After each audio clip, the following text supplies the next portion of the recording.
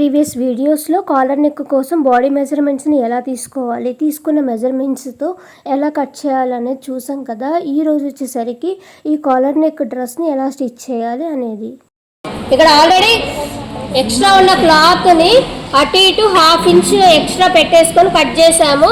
పైన మాత్రం as it is ఎంత ఉందో అంతే కట్ చేసుకోవాలి, ఎక్స్ట్రా అనేది పెట్టాల్సిన అవసరం లేదు. సో ఇప్పుడు కట్ చేసిన క్లాత్ని ఇది లోపల వైపుకి ఫోల్డ్ చేసుకొని ముందు చుట్టూ స్టిచ్ వేసుకోవాలి. ఇక్కడికి రాగానే మళ్ళీ ఇది ఫోల్డ్ చేసుకోండి. బక్కరం ఎంతవరకు ఉందో అంతవరకే ఫోల్డ్ చేసుకోవాలి, బక్కరాన్ని కాదు ఫోల్డ్ చేయాల్సింది. బక్కరం ఉన్నంత వరకు ఫోల్డ్ చేయాలి. క్లాత్ని ½ ఇంచ్ ఎక్స్ట్రా పెడుతున్నామంటే అది ఫోల్డ్ చేసుకోవడానికి కదా.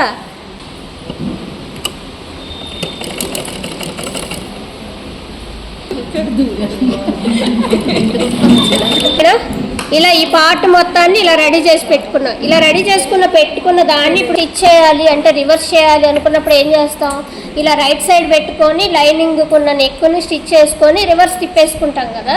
కానీ ఇప్పుడు మనం ఏం చేస్తున్నాం అంటే నెక్ని ఏం స్టిచ్ చేయట్లేదు, స్టిచ్ చేయకుండా కాలర్ వేయాలి. సో కాలర్ వేయడానికి లైనింగ్ ఉంది, ఇక్కడ మనకి లైనింగ్ లేకపోతేనే నార్మల్ కుట్టేసుకుంటాం. కానీ ఇక్కడ లైనింగ్ ఉంది కాబట్టి ఫస్ట్ లైనింగ్ని జాయింట్ చేయాలి. అయితే ఈ చేసే జాయింట్ అనేది క్లాత్కి రాంగ్ సైడ్ అంటే లోపల వైపున ఎట్లయితే ఉందో ఇంకా అలా చుట్టూ జాయింట్ వేసుకుంటూ వెళ్ళిపోవటమే. మనం ఇక్కడ క్లాత్ని ఏం రివర్స్ చేయము దీంట్లో.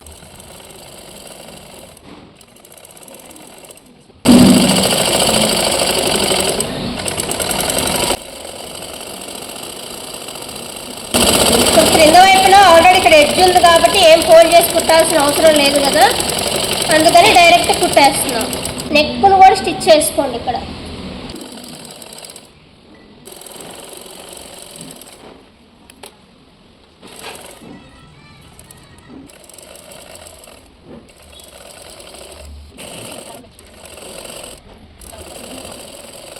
అలాగే జాయింట్ చేసుకున్న తర్వాత ఇప్పుడు ఎక్స్ట్రా ఉన్న క్లాత్ మొత్తాన్ని కట్ చేయాలి.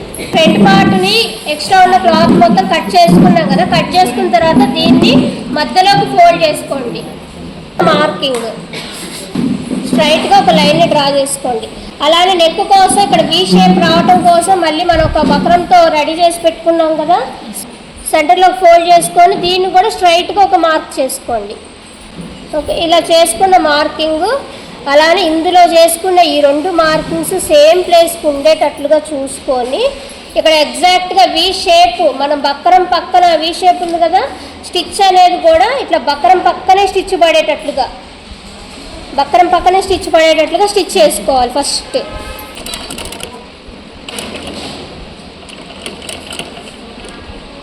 వీ దగ్గర నీడిల్ కిందకి దించేసి అప్పుడు క్లాత్ని తిప్పుకోవాలి. బక్కరం పక్కనే స్టిచ్ పడేటట్లు కుట్టుకోవాలి. ఓకేనా, ఇలా కుట్టుకున్న తర్వాత ఇప్పుడు ఎక్స్ట్రా ఉన్న క్లాత్ని మరీ ఎక్కువ ఉంచొద్దు, జస్ట్ మన ఖర్చుకి ఎంత కావాలో అంతనే, మరీ లాస్ట్ దాకా థ్రెడ్ కట్ అయిపోయేంత వరకు అయితే అసలు కట్ చేయొద్దు. ఓకేనా, అక్కడక్కడ చిన్న చిన్న కటింగ్స్ ఇవ్వండి. ఇలా చేసుకొని ఇప్పుడు దీన్ని బ్యాక్ సైడ్కి రివర్స్ చేసుకోవాలి. చేసిన తర్వాత ఇప్పుడు దీని మీద ఒక స్టిచ్ వేసుకోవాలి.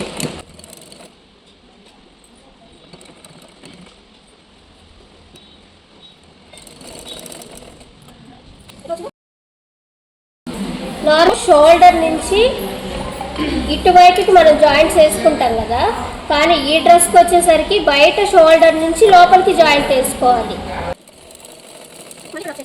అలానే డబుల్ స్టిచ్ కదా. ఇక్కడ స్టిచ్ వేసిన తర్వాత మీకు ఇక్కడ లైట్గా ఏదైనా ఎక్స్ట్రా ఉంది అనుకుంటే జస్ట్ లైట్ క్రాస్ తీసేసుకోండి. ఇక్కడ నుంచి రౌండ్ కట్టేసుకోవాలి, ఎక్స్ట్రా ఉంది అనిపిస్తే, లేకపోతే ఏం లేదు.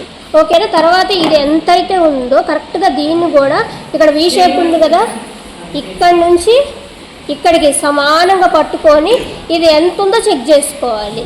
కాలర్ కోసం టేపుతో చెక్ చేసుకొని దీని ప్రకారం బక్రం మీద కట్ చేస్తాము.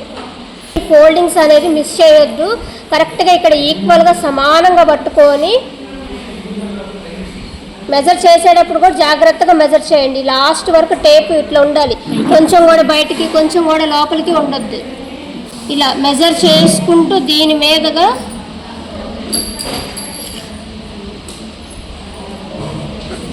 ఇలా మెజర్ చేసుకుంటూ రండి. 8.5 వచ్చింది. ఒకటికి 2 సార్లు చెక్ చేసుకోండి. కాలర్ తక్కువ అయిందంటే మాత్రం, ఒకవేళ మెయిన్ ఫ్యాబ్రిక్ లేకపోతే మళ్ళీ ఇబ్బంది అయిపోతుంది కదా.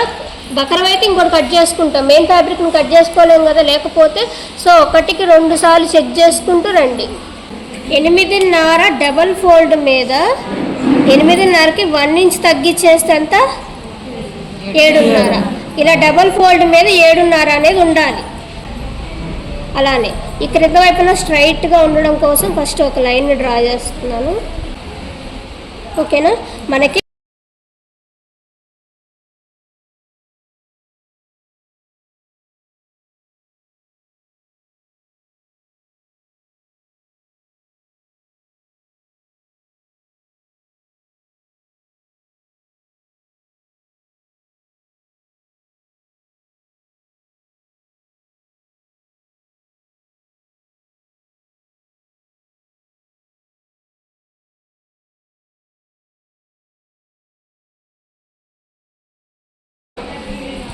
ఇది ఎక్స్ట్రా వేస్ట్ క్లాత్. ఇక్కడ ఇటువైపు కూడా 3 ఇంచెస్ పైకి మార్క్ చేసుకోండి. ఇలా మార్క్ చేసుకొని దీనికి స్ట్రైట్ ఒక లైన్. ఒకడ ఎంతైతే ఉందో దాన్ని హాఫ్కి ఫోల్డ్ చేసి ఇక్కడ ఒక మార్కింగ్.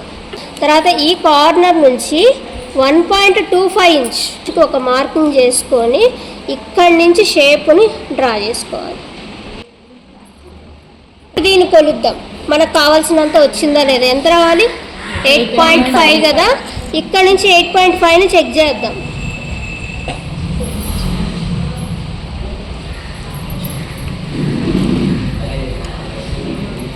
.5 అనేది ఇక్కడికి వచ్చింది. ఎక్కడికైతే వస్తుందో అక్కడికి ఒక మార్క్ చేసుకోండి. Collar width 30 inch, 1 inch, 1.5 inch, 1.25 inch ఈ విడ్త్ గ్యాప్లో మీరు కాలర్ అనేది తీసుకోవచ్చు. ఇక్కడ 1 ఇంచ్ అయితే మినిమం బాగుంటుంది, మినిమం ఎవరికైనా బాగా సెట్ అవుతుంది కాబట్టి. సో ఇక్కడ మనం మార్క్ చేసుకున్న మార్కింగ్ నుంచి 1 ఇంచ్ అనేది మార్క్ చేసుకోవాలి ఈ ప్లేస్ అంతా కూడా. ఓకేనా. ఇంకా దీనికి లైన్ కొట్టేసుకోండి షేప్. దీని నుంచి దీన్ని ఇలా లైట్ క్రాస్ తీసుకొని ఇక్కడ కర్వ్ షేప్ అనేది తిరగాలి. సో ఇక్కడ కర్వ్ షేప్ రావటం కోసం దీని లోపల నుంచి లైట్ కర్వ్ షేప్ తీసుకోండి. ఇలా అర్థమైందా?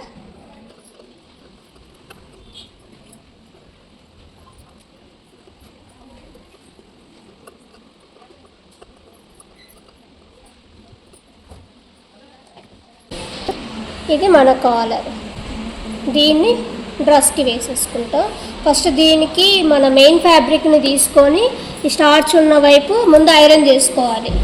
వేసేటప్పుడు కూడా ఇట్లా ఫస్ట్ మెయిన్ ఫ్యాబ్రిక్ మీద ఇది పెట్టుకోండి కాలర్ని. ఏది బక్కరంని మెయిన్ ఫ్యాబ్రిక్ మీద పెట్టుకుంటే స్టిఫ్గా ఉండేది బయటకు కనపడుతుంది.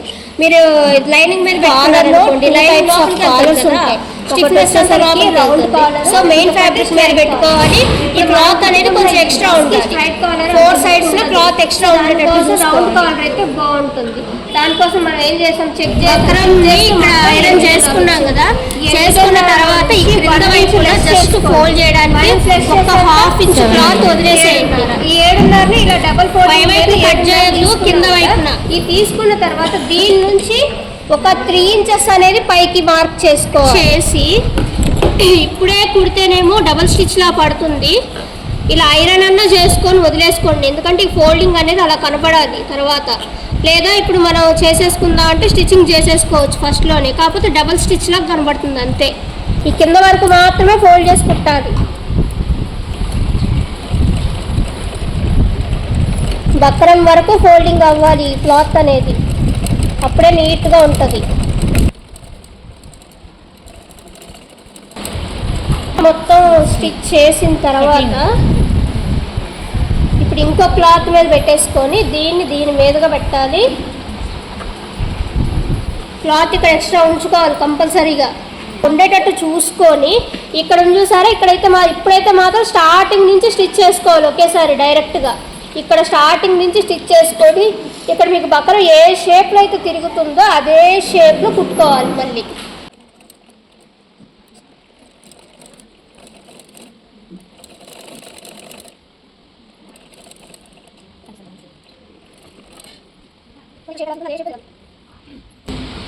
మళ్ళీ ఇక్కడ కూడా రఫ్ చేసుకొని తీసేయండి. ఓకేనా? అది కట్ చేసుకోవాలి, కానీ స్టిచ్ ఎక్కడ దాకా ఉందో అక్కడ దాకా కాదు, దీనికి ఖర్చు పెట్టుకోవాలి. ఖర్చు వదిలేసి ఖర్చు వారా పెట్టుకొని కట్ చేసుకోవాలి. ఇప్పుడు అక్కడక్కడ చిన్న చిన్న కటింగ్స్ ఇస్తే షేప్ కరెక్ట్గా తిరుగుతుంది.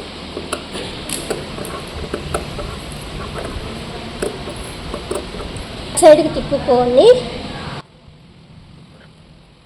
రివర్స్ చేసాము, మళ్ళీ అదే స్టిచ్ మీద ఇక్కడ వేసుకోవాలి పైన టాప్ స్టిచ్. ఎడ్జ్కి వెనకున్న క్లాత్ అనేది బయటికి రాకుండా కరెక్ట్గా మధ్యలోనే ఉండేటట్టు చూసుకోండి.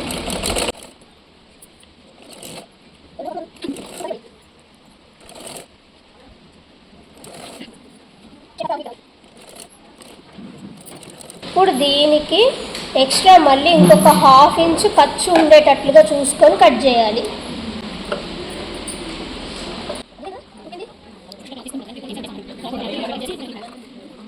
కావాల్సిన క్లాత్ని తీసుకున్నాం కదా, ఇప్పుడు దీన్ని సెంటర్లోకి ఫోల్డ్ చేసుకొని ఒక మార్కింగ్ చేయండి. ఓకే, ఇది కూడా సెంటర్లోకి ఫోల్డ్ చేసుకోండి. ఒక 1/2 ఒకసారి, ఇంకొక 1/2 ఇంకొకసారి అటాచ్ చేసుకుంటే బాగుంటుంది. ఇక్కడ మనం ఖర్చు కోసం ఎక్స్ట్రా కట్ చేసుకుని ఉన్నాం కదా, ఈ ఖర్చు వరకు మాత్రమే జాయింట్లోకి వెళ్ళాలి, దీని మీద స్టిచ్ పడకూడదు. ఓకేనా? దేనికి దానికి సపరేట్ పార్ట్స్, దీని మీద స్టిచ్ పడకుండా ఈ మధ్య మార్కింగ్ రెండు సేమ్ ప్లేస్లో ఉండేటట్లు చూసుకొని ఇక్కడ స్టిచ్ చేసేటప్పుడు కూడా ఇక్కడికో లేదంటే దీన్ని దాటి లోపలికో చేయకూడదు. అర్థమైందా? ఇది ఎక్కడ వరకు అయితే ఉందో అక్కడ వరకు స్టిచ్ చేసుకో, అప్పుడు మాత్రమే కాలర్ నీట్గా వస్తుంది, కానీ దాని మీద స్టిచ్ పడకూడదు.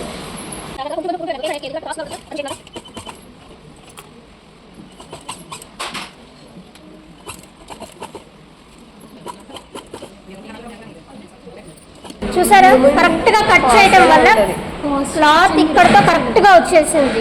సో ఈ హాఫ్ని ఎలా అయితే జాయిన్ చేసామో రెండో హాఫ్ను కూడా అలానే జాయిన్ చేసుకుంటూ రావాలి.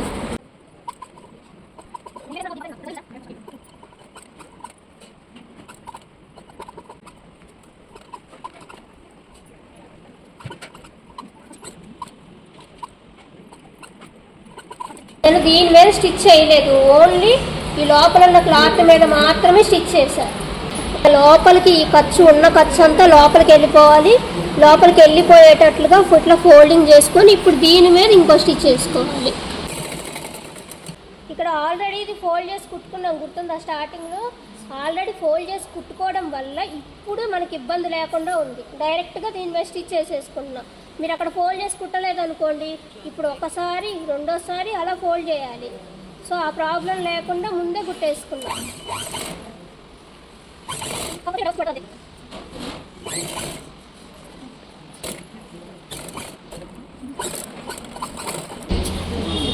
జాయిన్ చేయడం తెలిసిందా? ఇప్పుడు ఫ్రంట్ పార్ట్లో లోతులు తీసుకున్నాం కదా, ఈ లోతుని బట్టి జాయిన్ చేసుకోవాలి. ఫ్యాబ్రిక్ మీద లైనింగ్ ఫ్యాబ్రిక్ పెట్టేసుకొని కింద వైపున మనకి ఎడ్జ్ ఉంది కాబట్టి జస్ట్ సింగిల్ ఫోల్డ్ వేసుకుంటే సరిపోతుంది.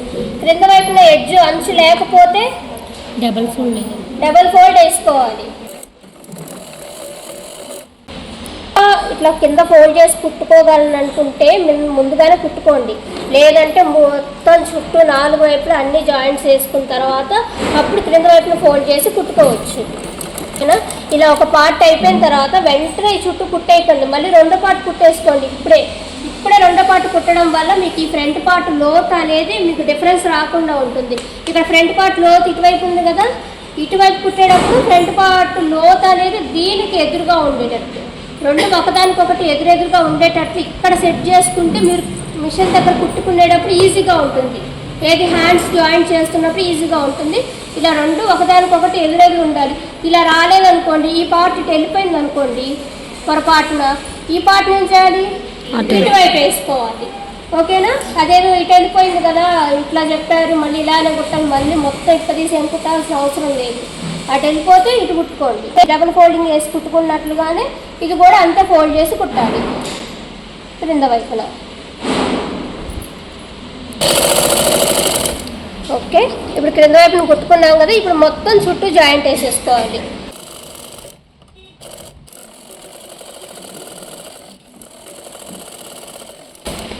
సేమ్ యాజ్ ఇట్ ఈజ్ రెండో పార్ట్ను కూడా చుట్టూ జాయింట్ వేసేసుకొని ఎక్స్ట్రా ఉన్న క్లాత్ మొత్తాన్ని కట్ చేసుకోవాలి. ఇక్కడ ఫ్రంట్ మార్కింగ్ చేసుకొని ఉన్నాం కదా, ఇది ఫ్రంట్కే రావాలి లోతు అని చెప్పేసి అదే పార్ట్ ఇక్కడ జాయింట్ అయ్యేటట్లుగా ఇక్కడ మధ్యలో మనం ఒక మార్క్ టక్కించుకొని ఉన్నాం కదా, అది షోల్డర్ దగ్గర జాయింట్ అయ్యేటట్లు ఏ హాఫ్ కనుక మీరు స్టిచ్ చేస్తే ఎక్కడా కూడా హ్యాండ్ ఎక్కువ తక్కువ రాకుండా ఉంటుంది.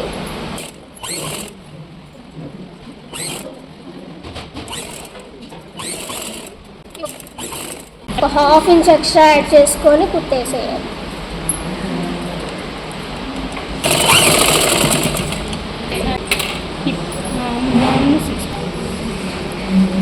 8.5 9 అంటే అది ఓన్లీ 1 పార్ట్కి మాత్రమే 9, 2 పార్ట్స్కి అయితే ఎంత ఉందో చెక్ చేయండి.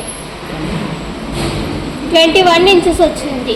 21 ఇంచెస్ అంటే 18 కంటే ఎక్స్ట్రా 3 ఇంచెస్ ఉన్నట్టు, అంటే ఇటు ఒక 1.5 అటు ఒక 1.5 ఎక్స్ట్రా ఖర్చులోకి వెళ్తుంది.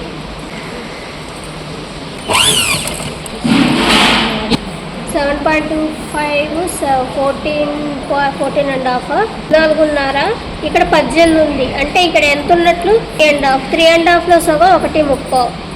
ఇక్కడ 1.30 ఎంతైతే వస్తుందో చూసుకొని మార్క్ చేసుకొని ఇప్పుడు దీని నుంచి దీనికి లైన్. మనకి ఇక్కడ స్కర్ట్స్ ఎక్కడికి రావాలి ప్లేస్ చూసుకోండి.